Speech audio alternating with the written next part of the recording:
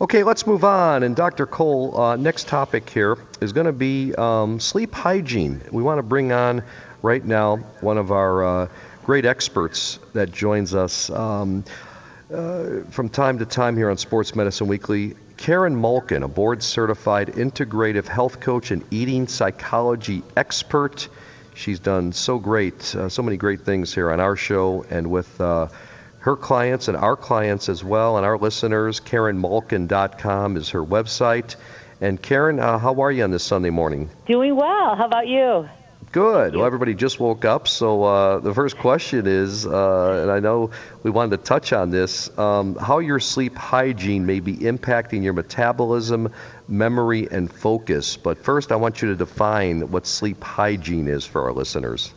Yeah, this is one of my favorite topics because it's something I'm working on personally myself.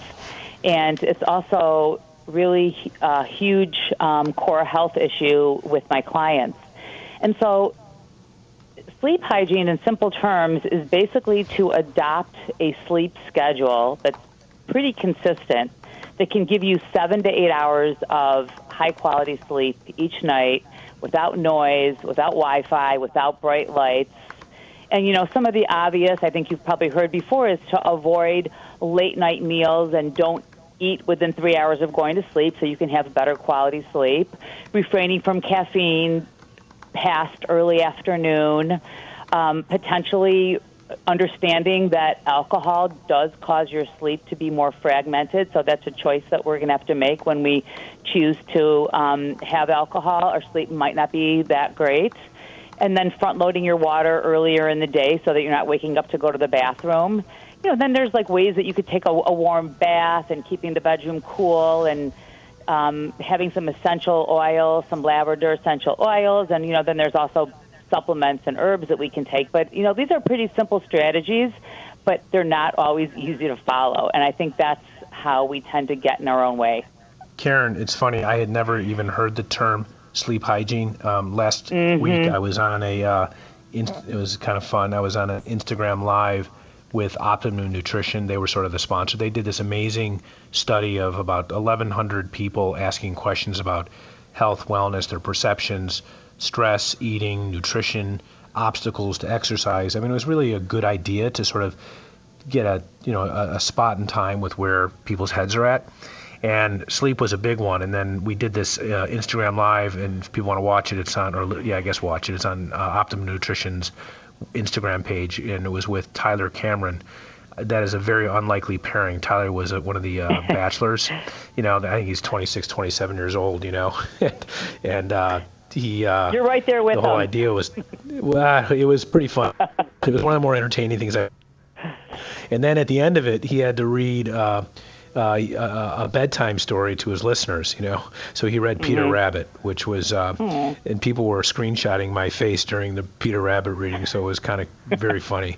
But at any rate, we talked about sleep hygiene, and one of the things that, in my review of it was it's this concept of having a routine. It's eliminating screen time. It's maybe a book. It's maybe music. It's doing things at the same time in the same way. That is part of it. Hygiene, we always think about, cleanliness, things like that, but this is a concept that sort of folds a number of things because of the importance of sleep. I think people fail to understand why sleep is so important, because that's really when we're regenerating or rebuilding. That's when our immune systems are getting tuned up. We fight infection better when sleep is sort of in the right place, and it can also affect learning and memory, as I think you alluded to. So people really need some strategic steps. So my sense from you is that it's not all about food. Food is probably really important, but it's going to be about the regularity and the sort of the discipline of doing things in a very repeated way in some program. Is that fair to say? Absolutely, and it's really about creating habits that stick. And the best way to create a habit is to tack it on to an already existing habit. But just the awareness of how important our sleep is. Nature prepares us for sleep with this gradual darkness. And we're sitting inside with indoor lighting. We're watching TV. We're on our electronic devices. It's emitting blue light, which mimics daylight, right? And so this confuses our pineal gland, which produces melatonin, and that's our sleep hormone. And so that in itself is an issue. And melatonin is also a powerful antioxidant and may provide immunological benefits for us. So, one biohack would be to wear blue blocking glasses 3 hours before bedtime if we want to continue to be on our screens. But, of course, ideally, get off screens a few hours before bed. Yeah, we're visiting with Karen Malkin. She is our board-certified integrative health coach and eating psychology expert. I'm Steve Cashel with Dr. Brian Cole. This is Sports Medicine Weekly here on 670 The Score. And Karen, what do you advise to our listeners out there if they're right now out of the routine, and what you're speaking to? Most people, let's face it, trying to get a little late night snack, probably on their phones or watching TV while in bed, all the wrong things. Where do we start? Well, I think it's individual, and I would ask you, what's one thing, Steve, you think you can do to help improve your sleep? Because you really have all the answers within you, and if you know that you're late night snacking on chocolate, it's going to affect your sleep. If you know you're on screens right before bed, you probably know what you can be doing, and instead of taking all 8 of these suggestions and doing them all at once, let's take one, and let's start with the one, and let's master the one, and then let's celebrate our successes, and then let's add on and take another one. Karen, well, let me ask you this. I sleep very well, and I guess I do all the wrong things. I usually watch some TV, usually Golf Channel at the end of the night, and I'll have a little late night snack, and maybe read a magazine or a newspaper. Very little reading though at the end of the night. But once I hit the pillow, I'm gone. So I sleep very well. I usually get 8 to 9 hours of sleep. So am I doing all the right things, or because I sleep well, are there still things that I can do better, and maybe I'm inhibiting myself at all? Well, if it's not broken, I wouldn't fix it, right? So you're not complaining, I wake up in the middle of the night, I wake up exhausted. Are you, when you wake up in the morning, do you feel alert? I do. And yes. Focused? Yes. And how's your memory, and how's your cognition? Like, how are have you noticed anything as far as changes in your cravings or your cognition? Because what you're doing might be working for you. Yeah, I think it is. I am getting older, but I like to stay young and feel young. But sleep is very important to me. I've always done better with more sleep, so I really look for those 8-9 hours. And I know Dr. Cole, how much sleep do you get? I'm dying to ask you. Well, I think the first question, Steve, is how much do we really need? And when we're, infants, young, adolescents, and so forth, it might be 7 to 14 hours. But as we age, there is no magic answer, and there's no one size fits all. But I would say that the 6 to 8 hour range is sort of the range that most people need to sort of get into a circadian rhythm, where they get enough accumulation of REM, their body has enough time to produce the necessary hormones and proteins, and you can really recover. So sleep, I've learned, is probably one of the most important things that we need for recovery and for health. Steve, it's not great because my sleep is not in general great, but I do some of these things that Karen talked about in an effort to sort of get into it.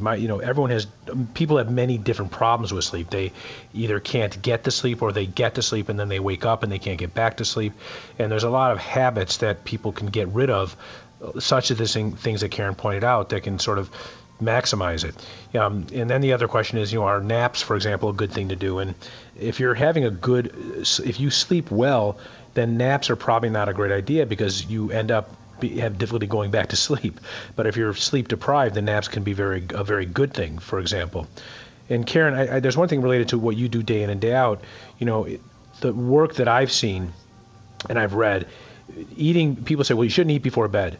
Eating something before bed is not necessarily a bad thing, but you don't want to eat something that is in all the food groups. You wouldn't want to do carbs, fat, and proteins, for example, in a big way, but maybe some healthful snack like a protein bar or something like that, or nuts or almonds, or things like that don't have all the food groups in there that screw up your digestion and keep you awake, is an okay thing to do. So it's not that you shouldn't eat before you go to bed. It's kind of what you eat. Is that fair to say from what you teach?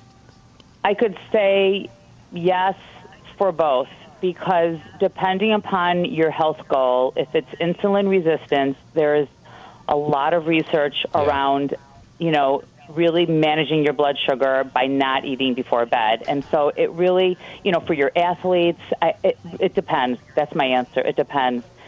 And I just can't stress enough the importance of quality sleep for our brain health. I recently became a brain health coach with Dr. Dale Bredesen, and I'm coaching patients, to help prevent cognitive decline. And with cognitive decline, and sleep enhances our ability to focus, to learn, to memorize, and to make logical decisions. And it is critical for all of us at all stages of our life.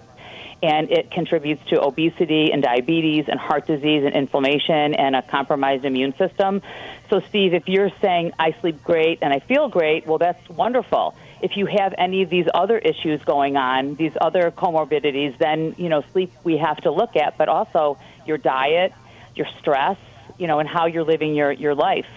So sleep is one of what I call 7 core areas of our health that I like to talk about with my clients. Karen, do you have some resources you want to share with us? And also, I know that, quite frankly, I've started using your protein bars, and that's what I do at night for a snack. So I'd love you to tell us a little bit about that as well. Okay. So the protein brownie bars are made with, I'm glad that you enjoy them. I love them too. They're made with almond butter and cacao and sweetened with dates. So they're a very healthy, sweet treat. I'm not sure if I would have them right before bed for me, because chocolate really impacts my health, but I'm glad that you love them. And as far as some resources, I wear an Oura ring. It's spelled O-U-R-A, and it's fantastic. And it tracks, if you like biohacks, it tracks my sleep, my deep, my REM, my respiratory rate, my heart rate variability, resting heart rate, your body temperature. It gives you your recovery index. A lot of the athletes, the pro athletes, are using these Oura rings. You can also use a Whoop band. That's another biohacking device. There's also a medical-grade wrist watch that's called Innovo Plus, and that monitors your oxygen saturation on a 24-hour period, so you can sleep with it, and you can see if you have any obstruction in your airways, such as, sleep apnea. So I think that's really interesting for people who aren't sleeping well, or they're really tired the next day and they don't understand why. And another book that I love is Dr. Matthew Walker's book. It's called Why We Sleep. And it has been my greatest inspiration for me. And I just really, really love this book, and I highly recommend you checking it out, Why We Sleep. And Karen, it's a good book before we go to sleep, correct? Yeah, you can. Yeah. Hey, one other thing. I got to ask you this. I heard this about a couple weeks ago, that bananas, like having a banana before you go to sleep, is good because of the tryptophan. Is that right? Well, it's got a lot of sugar, so again, it depends if you have got a little bit of insulin resistance. So I probably wouldn't have just straight up fruit like that before bed. So Karen, Dr. Cole brought up your protein brownie bars. I love them, as my boys do as well, and my wife. I've got to order more from you. But where's the best way to get them from you? So they're called The Protein Brownie Bar, and they're available on my website, KarenMalkin.com, and also on Amazon, and at a few different grocery stores as well. Great. And the website is Karen, KarenMalkin.com. Dr. Cole, anything to close with? No, I love the topic, and I always learn something. And Karen, we got to do another one like this again. It's great. Thank you. Karen, you're the best. Karen Malkin, our board-certified integrative health coach and eating psychology expert. You can also reach her at 847-835-0500 and KarenMalkin.com. Thanks, Karen, so much for joining us again here on Sports Medicine Weekly. Thank you. We're going to take a break right now in our show. When we come back, it's our Ask the Doctor segment. Stay with us. You're listening to Sports Medicine Weekly, only on 670, The Score.